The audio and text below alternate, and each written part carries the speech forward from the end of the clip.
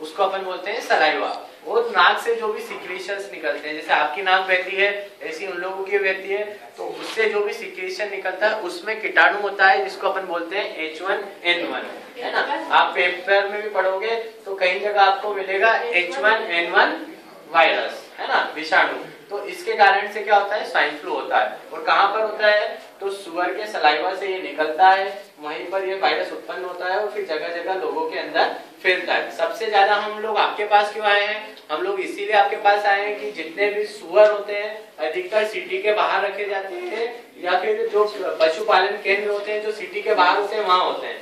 आपके गाँव के आसपास बहुत सारे होंगे, है ना। तो ये क्या है, सबसे ज्यादा अफेक्ट करता है गाँव के लोगों को। इसलिए हम सबसे ज्यादा जागरूकता आपको देना चाहते हैं, जिससे आप जागरूक बनो, आपके घर के लोगों को बता सको, आपके गांव के लोगों को बता सको, ठीक है। तो H1N1 वायरस हमेशा याद रखना है कि कौन सा वायरस, हाँ, किसके कारण से होता है, सुअर के कारण से होता है, ठीक है।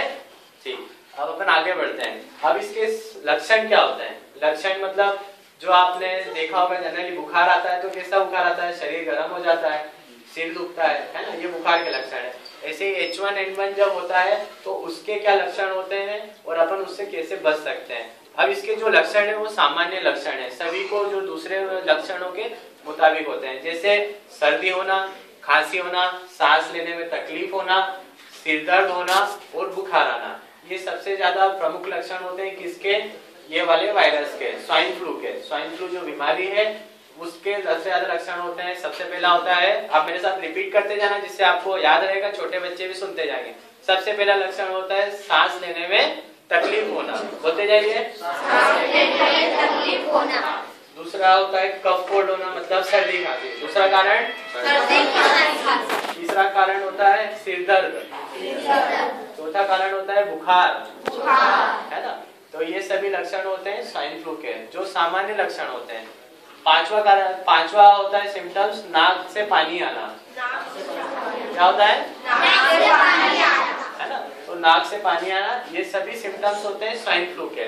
लेकिन सामान्य बुखार जो होता है जिसको हम बोलते हैं वायरल इन्फेक्शन, है ना, सामान्य, जैसे आपने कल होली खेली होगी, है ना, तो आप पानी में गिले हुए, है ना, तो उसके कारण से भी कभी कभी सर्दी खांसी सामान्य हो जाती है।